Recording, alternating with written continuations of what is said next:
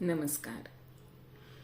ब्रह्मचैतन्य गोंदवलेकर महाराजांना समर्थांचा अवतार समजलं जातं किंवा त्यांना नामावतार असंही म्हटलं जातं.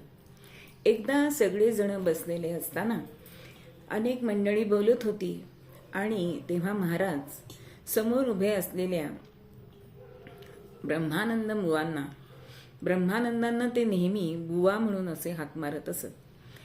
ते बुवांना म्हणतात की अहो बुवा, ही सगळी मंडळी मला समर्थांचा अवतार म्हणतात.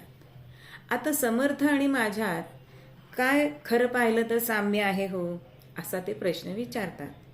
तेव्हा ब्रह्मानंद हात जोडून त्यांनी नम्रपणे सांगितलं की महाराज, समर्थांचे आणि आपले प्रत्येक गोष्टीत साम्य आहे.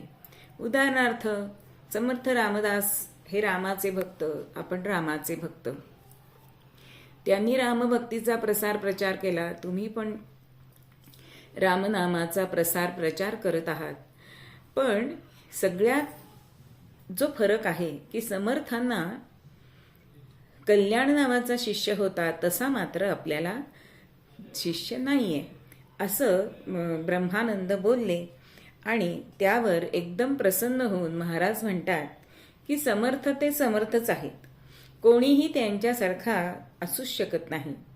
पण ब्रह्मानंद बुवा, आपण मात्र कल्याण व्हायला लायक आहात, यात मात्र शंका नाही.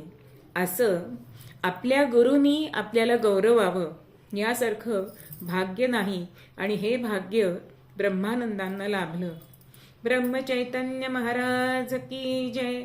ब्रह्मानंद महाराज की जय.